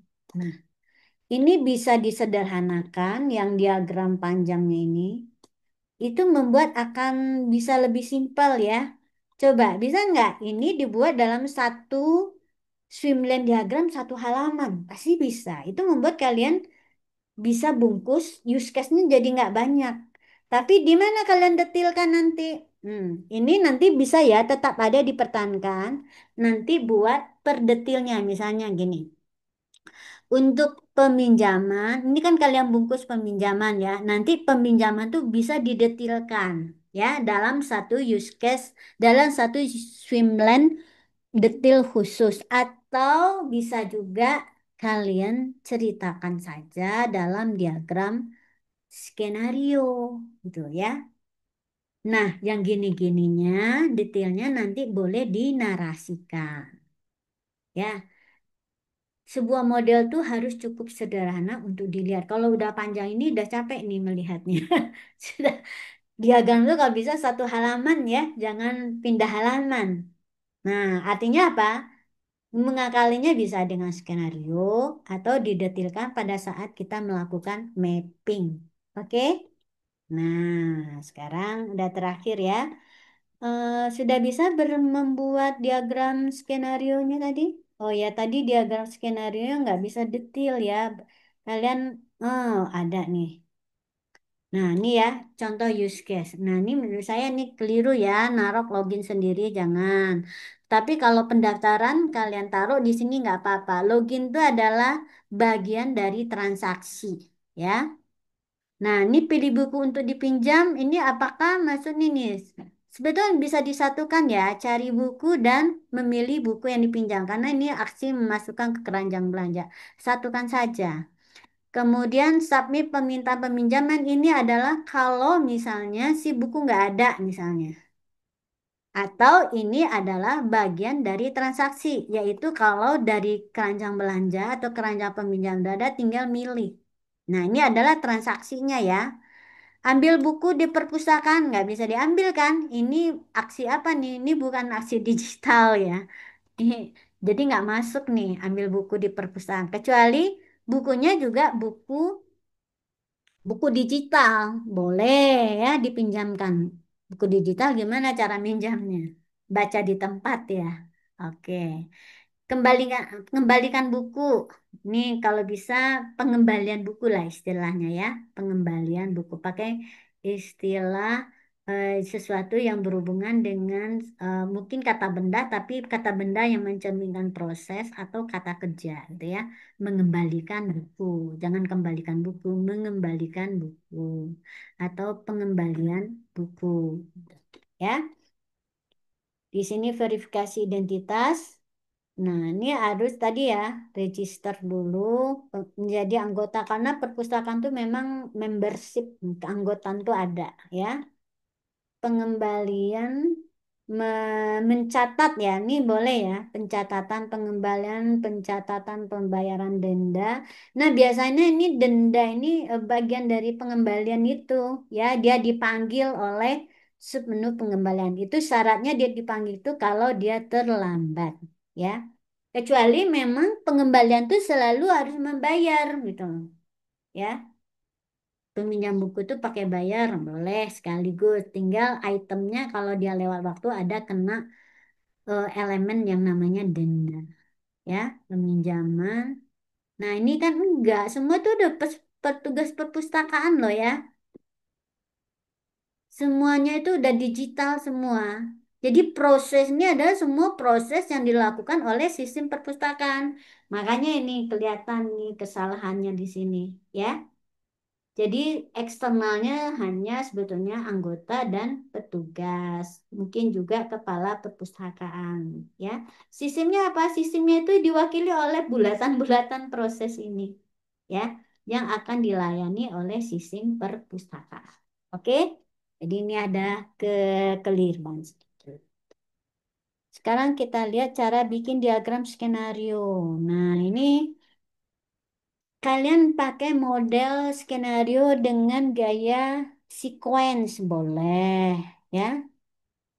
Tap- tapi sebetulnya sequence ini diperlukan kalau untuk kita mau buat apa ya programnya. Login ke sistem, validasi, login, perbarui, cari buku. Ini nggak seperti ini. Use case itu, skenario itu dibuat per use case gitu ya. Ini kalian udah membuat sesuatu yang mirip dengan Swimland, alur keseluruhan sistem. Nggak bisa pakai sequence ya, terlalu kompleks nanti. Jadi dibuat, jadi janganlah kalau kita udah sampai ke use case, kok kita membuat dia menjadi kompleks lagi keseluruhan. Enggak ya. Kalian detilkan lagi per usage ini per diagram skenario. Jangan dibalikin semua kompleks lagi seperti ini. Ini keliru ya. Ingat, kita makin lama makin rinci. Kok tadi udah rinci di use case, kok dibalikan lagi ke abstrak yang lebih tadi ya, kompleks tadi. Enggak ya. Oke. Nah, ini kekeliruannya sedikit. Jadi kalaupun kalian bikin sequence, nah itu sequence-nya itu adalah per skenario, per use case. Ini peminjaman buku gitu ya. Ini kok login. perbarui cari buku, hasil pencarian buku. Kenapa ini cari buku nih bukan bagian dari peminjaman buku? Karena tidak setiap cari buku itu berakhir dengan peminjaman. Jadi sebaiknya kalian potong nih bahwa peminjaman itu dari cari buku. Enggak gitu. Ya, enggak selalu dari cari buku. Kita sudah ada daftar buku yang mau dipinjam. Ya, tinggal kalau tiap apa-apa harus dicari, bagaimana kalau minjamnya 5 buku? Susah, ya. Jadi peminjaman itu sudah ada daftarnya kita ambil. Kita ambil dari keranjangnya tadi, ya. Jadi status, jadi transaksi peminjaman kalau bisa mulai dari sini, ya. Minta proses pemintaannya, kemudian di- dia sudah dicek ada, tinggal apa? Tinggal dicatatkan siapa yang meminjamnya, kapan dia dikembalikan sampai keluar struk. Jadi biasakan ya untuk setiap use case ini kita tetapkan ya. Kalau ini kan kalian gabung lagi nih. Ada banyak users gabung lagi dalam diagram skenario. Ingat diagram skenario itu per use case ya. Kalau mau makanya tadi ya, use case-nya jangan terlalu detail, tapi kalau bisa itu mencakup satu transaksi yang tuntas dari awal sampai akhir. Ya, transaksi peminjaman itu udah jelas buku yang mau dipinjamnya, ya. Berapa lama yang mau dipinjamnya, siapa yang meminjamnya, udah jelas itu. Akhirnya apa? Keluarnya adalah pencatat peminjamannya dicatatkan. Atau dia membuat permintaan dulu. Kalau ternyata kosong, ya, maka dia dicatatkan sebagai peminjaman yang nanti bisa dikirim notifikasi kalau misalnya bukunya sudah tersedia. Gitu ya. Jadi jangan bolak-balik antara udah detail terus diglobalkan lagi, ya. Oke. Nah, sampai di sini ada pertanyaan nggak? Akhirnya bagus. Ada pertanyaan? Mana tadi? Sini. Ada pertanyaan nggak? Udah cukup ya, udah atau saya bahas sedikit nih. Yang kemarin itu bawa balik dulu. Oke. Dari bawa balik nih masukan saya kemarin apa? Kita coba lihat ya. Nah, ini ini juga kesalahannya ada aplikasinya menjadi satu elemen di sini. Bisa nggak kalian hilangkan buat swimlane ini adalah swimlane untuk menganalisis requirement. Kan ini swimlane untuk current system untuk menganalisis requirement. Jadi coba hilangkan aplikasi itu sebagai elemen si pelaku gitu ya. Karena nanti semua proses di dalamnya yang kita anggap penting itu dia nanti akan menjadi bagian dari aplikasi itu, ya. Jadi memang aktornya orang atau aplikasi yang lain, misalnya ATM. Nah, aplikasi yang lain yang menjadi pelaku itu apa? Oh, informasi perbankan yang berhubungan dengan data customer, data nasabah itu boleh gitu ya. Itu saja ini ya. Nanti ini mirip sih dengan yang tadi ya, yang barusan tuh apa ya, Nohayu nonton ya. Mirip karena menjadikan si aplikasinya sebagai bagian dari yang ini. Terus, nah seperti ini udah benar ya. Jadi kelompokkan aktor, kemudian proses satu-satu data dan nah untuk yang bawa balik saya senang nih ya. Udah disatu-satukan seperti ini terkelompok. Ini enak bacanya ya. Tinggal ininya dihilangkan nih batasan, data kelihatan kelompoknya. Jadi nggak ada istilah muncul di mapping ini admin aplikasi, jangan. Kita lihat siapa sih nama orang yang bertugas, bukan nama orangnya ya, peran yang bertugas di dalam sistem bisnisnya. Ya, seller atau apa? Seller ini kan juga bagian dari, jadi di dalam sistem bisnis bisa jadi banyak bagian, bisa seller, bisa pemiliknya dan sebagainya. Ya. Customer. Jadi sistem itu aneh nih kalau sistem memberi notifikasi. Kok untuk yang lain emangnya sistem tidak terlibat gitu ya. Artinya kalau dia memberikan notifikasi transaksi, nah ini identifikasinya apa? Artinya kebutuhan ini dia tidak menjadi satu use case sendiri. Coba kita lihat ya ke dalam ininya. Nah ini bisa kelihatan di sini. Mana ada notifikasi nggak di sini? Tiba-tiba notifikasinya hilang. Tadi ada notifikasi nih itu kan. Kalian bikin-bikin kompleks. Jadi tadi Bu, kapan Bu kita bisa mensederhanakan atau mendetilkan? Manfaatkanlah ya pada saat kalian selesai membuat diagram swimlane, kalian analisis itu ya. Kemudian lihat mana proses yang sebetulnya bisa digabung ya. Misalnya tadi ya, yang peminjaman di perpustakaan tuh banyak proses yang detil-detil yang sebetulnya itu kalau menjadi layanan sistem itu adalah satu bagian dari prosedur. Nah, ingat ya, apa yang perlu kalian jadikan use case ini biasanya di dalam sistem bisnisnya dia adalah satu prosedur tertentu. Nah, contohnya apa? Prosedur pendaftaran mahasiswa baru, prosedur perwalian. Nah, itu satu prosedur kan, terpisah, independen itu. Nah, itu contohnya adalah satu use case. Lalu aksi-aksi detail di dalamnya bisa jadi itu adalah bisa kita jelaskan dalam skenario, ya.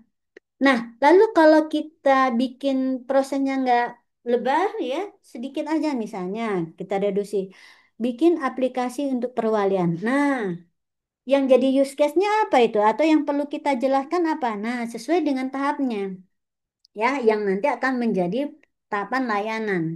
Contohnya perwalian itu pertama apa dulu? Oh, ada upload atau bukti misalnya kalau syaratnya perwalian itu bukti pembayaran berarti mengecek bukti pembayaran. Ya, itu kan sendiri itu. Terus yang kedua, dari kalau bukti pembayaran keluar berarti apa? Bahwa dia bisa mengisi KR ARS. Itu proses selanjutnya yang besar. Selesai posisi KRS, nah ada pelaku yang lain, yaitu apa? Dosen wali. Dosen wali bisa melakukan apa? Menyetujui KRS, sekaligus memberikan catatan, masukan, dan segala macam. Nah, dalam pengisian KRS itu ada detail-detail, misalnya contohnya mengecek prasyarat bahwa apa yang tampil sesuai dengan kurikulum. Kemudian kalian bisa memilih mana yang ditinggal, mana yang enggak. Sekaligus itu disesuaikan dengan cek IPK dan sebagainya. Gitu caranya ya. Cara kita menempatkan dengan tepat kapan dia harus didetilkan, kapan dia dibungkus, ya, sehingga nanti proses kita mengidentifikasi kebutuhan itu nggak bertele-tele, cukup sederhana, simpel dan akurat, ya. Akurat di mana dia mencerminkan memang itu adalah proses-proses inti dari alur proses bisnisnya, ya. Urutannya pun terpenuhi gitu loh. Ya, nggak ada persetujuan bosen wali kalau KRS-nya belum diisi, misal. Ya, nggak ada persetujuan kayak dosen wali kalau persyaratan pengisiannya tidak sesuai dengan aturan. Itu harus dilakukan. Ya. Terus output terakhirnya apa? Harus mencapai output terakhir yaitu apa? Kalian mendapatkan apa? Hasil KRS-nya itu sudah sesuai semuanya. Dan nanti itu akan menjadi masukan ketika apa? Mendapatkan misalnya assignment terhadap kelas ya, jadwal kuliah. Nah, itu jadi KRS akan menjadi input untuk penjadwalan kuliah. Ya, itu adalah hubungannya. Tapi kita lihat ya, untuk setiap proses besar itu kita detilkan secara bertahap ya. Nah, mana kedetilannya akan dimasukkan sebagai fungsional inti, ya, dan di use case itu tergantung kompleksitas sistemnya. Kalau sistemnya terlalu besar, maka proses yang kita blok-blok tuh juga harus cukup besar gitu ya. Nggak bisa masukin proses detail-detail. Nah, kalau udah dapat subproses yang besar, blok yang cukup besar, nah kalian boleh detailkan lagi. Nah, beruntung kalau kalian langsung pilih aplikasinya, udah kalian blok nggak terlalu besar, tapi tepat, tapi pasti tetap melalui proses yang tadi, mereduksi, seperti yang dilakukan oleh yang mana tadi ya, kelompok yang untuk, oh ya, Don't Sky tadi, ya. Pasti kalian melakukan itu dulu, ya, dari proses bisnis yang besar, kalian detilkan blok besarnya. Nanti dari blok besar itu ada beberapa, 5 atau sampai 7, kalian ambil salah satunya untuk menjadi aplikasi, sub-aplikasi dari sistem yang besar. Nah, dari satu sub-aplikasi itu pasti ada blok lagi. Kalian bisa detilkan lagi proses-proses intinya. Itulah asal mula dari adanya use case. Nah, dari use case itu nanti ada yang kalian detilkan, tapi detilkan itu di diagram skenario, ya. Oke, diagram skenario. Cuman ini bikin diagram skenarionya nggak ada nih tampilan awal dan akhir. Nah, ini salahnya, ya. Untuk balik diagram skenarionya sesuaikan dengan cara pembuatan diagram skenario yang benar. Cash flow sekarang. Cash flow ini kemarin apa ya masukan saya? Hmm, Cash flow ini kan untuk organisasi mahasiswa. Oke, kita lihat ya. Kita lihat, kenapa jadi begini? Oke, bendara. Oh ya, ini nih, ininya di cash flow kelebihannya adalah dia mencatatkan hasil surveinya itu dengan cara menarasikannya dulu. Nggak apa-apa ya. Sehingga ini kalian bisa dibalik ya. Dibuat tabulasinya dulu seperti ini narasinya. Baru bikin diagram swimlane-nya boleh gitu ya. Atau swimlane dulu ke tabel ini ya. Yang penting nanti apa? Dia konsisten nih antara tabulasinya ini dengan diagram. Ya. Oke, ini seperti ini.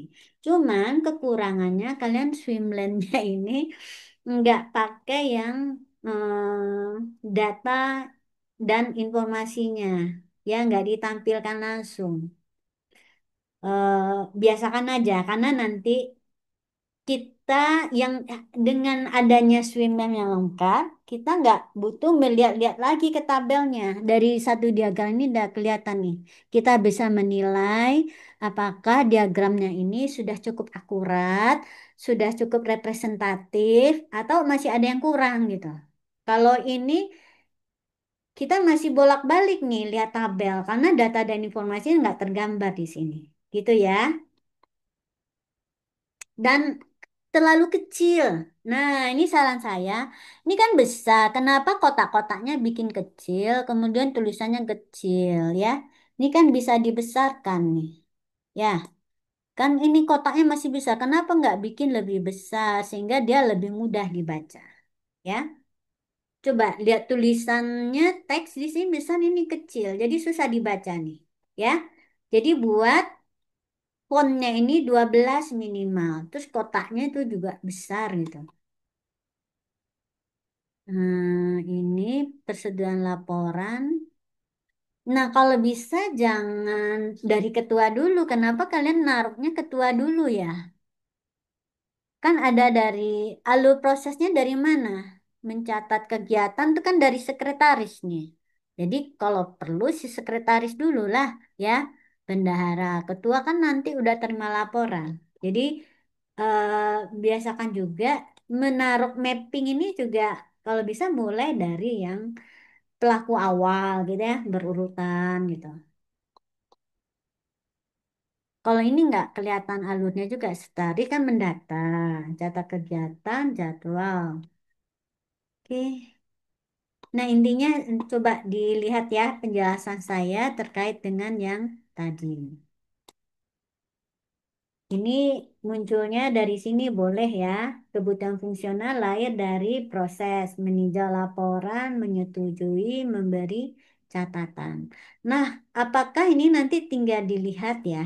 Apakah ini form awalnya sama? Kalau form awal nanti munculnya sama, dan ini adalah sesuatu yang dikerjakan sequence, kalian bisa buat ini, wakilkan ini satu sebagai satu use case. Ya, use case, tapi ada pecahannya, tahapannya. Membaca dulu, kemudian menyetujui, dan memberi catatan. Ini satu use case ini kelihatan. Ya, membuat atau apa ya, meninjau laporan keuangan gitu loh, atau mengevaluasi laporan keuangan di mana tahapannya adalah melihat, menyetujui, dan memberi catatan. Ini bisa satu use case. Sekretaris mencatat kegiatan. Nah, mencatat dan menyimpan ini satu ini pasti, ya kan? Nah, dia akan berbeda dengan yang pemasukan. Nah, ini beda nih, ya. Jadi ini satu use case mencatat dan menyimpan dokumen kegiatan. Oh, ini dua ya. Mencatat kegiatan atau ini rencana kegiatan. Lalu di sini adalah mencatat atau mengupload dokumentasi. Bisa ini use case yang berbeda bisa ya. Keuangan juga berbeda. Nah, cuman ini dengan mengunggah butir transaksi ini bisa disatukan nih ketika mencatat pemasukan dan pengeluaran. Nah, unggah buktinya adalah menyatu ya. Oke, menyusun laporan nih benar sendiri. Mengirim laporan ke ketua ini juga dia adalah bisa disatukan karena start awalnya formnya sama ya. Oke, gitu. Nah, apalagi nih? Diagram skenario-nya. Contoh bikin diagram. Nah, ini udah bener bikin cash flow-nya satu, cuma kok nggak ada detailnya. Harusnya ini didetilkan ya. Ini namanya baru diagram konteks. Di mana diagram konteks ini ada nama aplikasinya, konteks aplikasi atau sistemnya, lalu external entity itu aja isinya. Tapi ini belum use case-nya nggak kelihatan. Kalian harus detilkan sesuai dengan ini ya yang kalian hasilkan dari sini ya.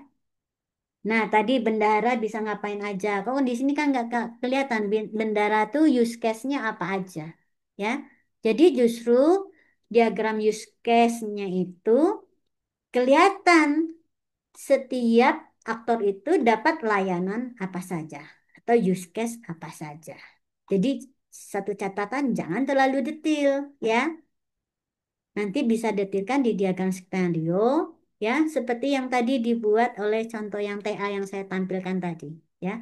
Urutan diagram use case detailnya bisa Anda buat dulu, lalu turunkan jadi ke dalam diagram skenario dan berikut tampilan awal dan akhirnya. Ya, cirinya tadi kalau dia bisa didetilkan tapi bisa dibungkus juga dalam satu skenario yang besar, artinya kemungkinan satu form awalnya itu sama ya, dari form awal yang sama sesuai dengan peran dari setiap orang ya. Oke, nah ini kan nggak kelihatan tampilan awal dan akhirnya, jadi ada besar kemungkinan cerita ini bisa nggak sesuai karena nggak jelas bagaimana memvalidasinya. Tampilan awal dan akhirnya tuh nggak kelihatan. Tombol yang dipencetnya yang mana, apa data yang dimasukkan nggak kelihatan, ya. Oke. Nah, itu. Sekarang kita lihat si cetakin. Oke, cetakin ya. Nah, cetakin kemarin kekurangannya itu adalah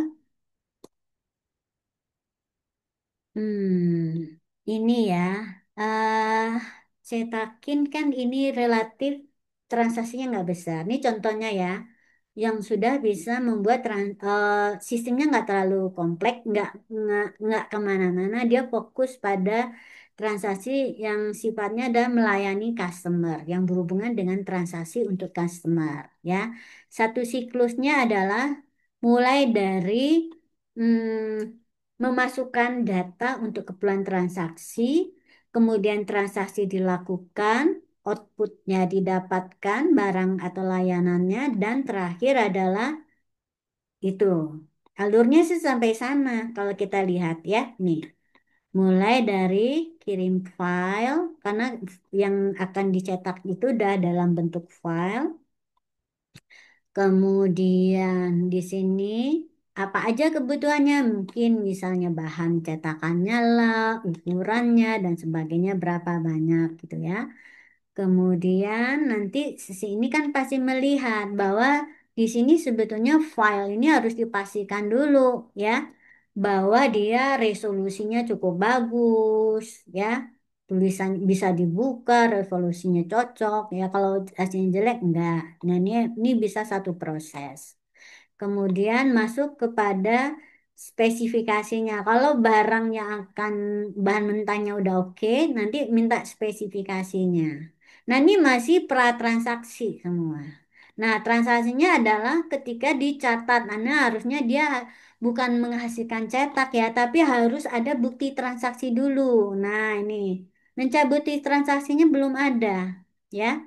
Karena nanti bisa jadi ada aturan main bahwa dia harus bayar lunas dulu baru dicetak gitu loh. Ya, baiknya sih begitu karena gimana udah dicetak kemudian nggak dibayar, nggak diambil-ambil tuh cuman dia cuma kirim file digital. Ini bahaya ya. Biasanya kecuali fotokopi ya ada bukunya nggak apa-apa yang bayar dulu. Kalau ini nggak ada jaminannya dia akan ngambil nanti rugi percetakannya. Jadi transaksinya diselesaikan ketika spek dari apa yang ditransaksikan tuh udah oke termasuk biaya. Jadi biar si konsumennya bisa memutuskan juga ini dengan biaya sekian mau nggak dia terima cetakan ini atau dia nggak jadi nggak terlalu mahal misalnya. Nah kalau sudah baru barangnya dicetak kemudian si konsumen menerima cetakan. Jadi ini perbaiki di sini ya ada alur transaksi yang kurang logis di sini ya. Kemudian menanyakan gini. Apakah ini modelnya chatting, atau udah kita sediakan ya? Ketika orang mengupload nanti video filenya itu dia langsung memasukkan speknya. Tapi memang baiknya di sini ada tersedia layanan untuk chatting, memastikan nih. Kalau kadang-kadang orang tuh nggak puas ya user nggak puas, tahu-tahu keluar biaya, tapi dia nggak yakin nih, dia akan diberikan layanan seperti apa. Boleh sediakan fasilitas chat, tapi pemasukan speknya biar nggak kemana-mana, bisa dibuatkan format apa aja spek yang harus dimasukkan ketika dia minta dicetakin gitu ya. Dan bisa di preview nih hasilnya ya.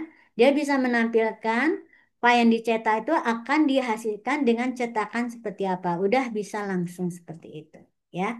Baru go ya. Oke, untuk yang cetakin ya ini sudah cukup bagus. Cuman tadi ya ada transaksi yang nggak dicatatkan, padahal itu adalah proses yang penting, ya, termasuk proses yang penting. Kalau nggak kelihatan tuh. Ini cuma hasil cetakan, tapi bukti transaksinya nggak ada. Kok langsung bukti transfer? Nah, ini kan, ya, harusnya nota pembayaran dulu, terus bukti transfer. Oke, nah ini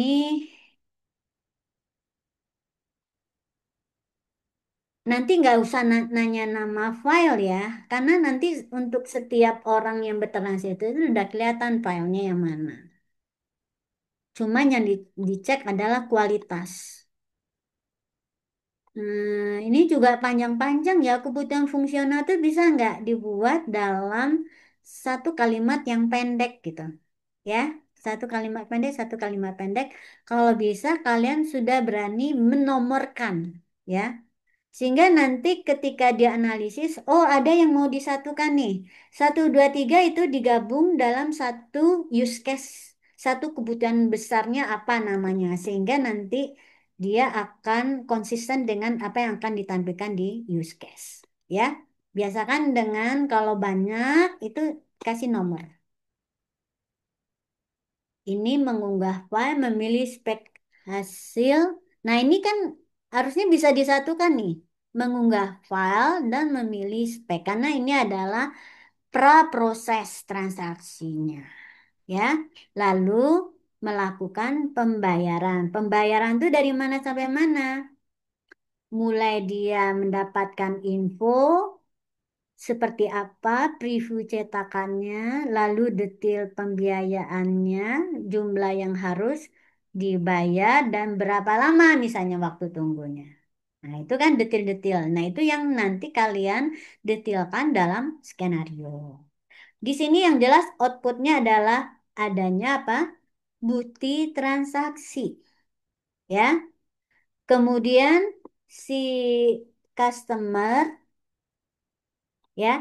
Nah, ini di sini bukan mengubah status pesanan, si petugas ada mencatatkan transaksi, ya, mencatatkan atau membuat catatan transaksinya.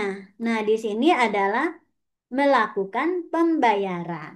Jadi, petugas bukan hanya mengubah status pesanan, tapi ada mencatatkan pesanan, di mana nanti dia keluarannya itu apa?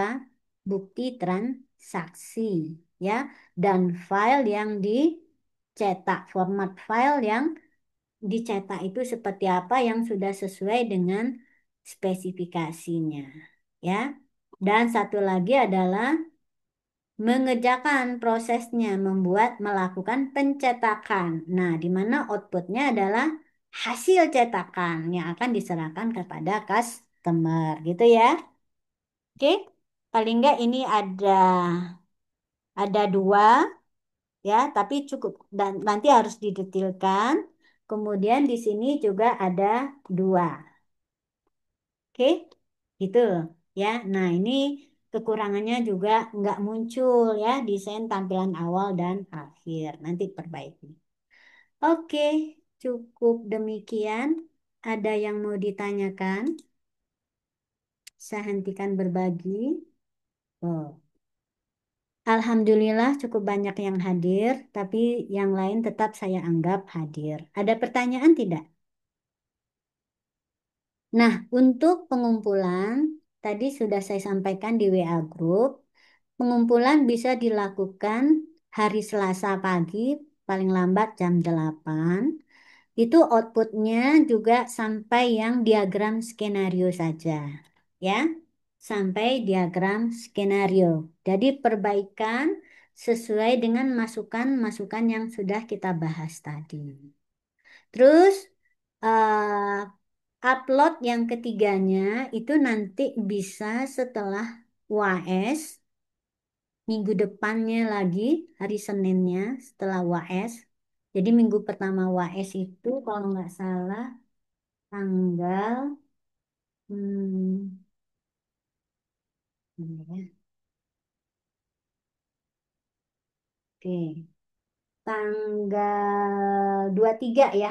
Nah, sekitar tanggal 23 Januari itu kalian kumpulkan yang sudah berupa aplikasi prototipe. Nah, berupa prototipe memakai tools Figma, ya.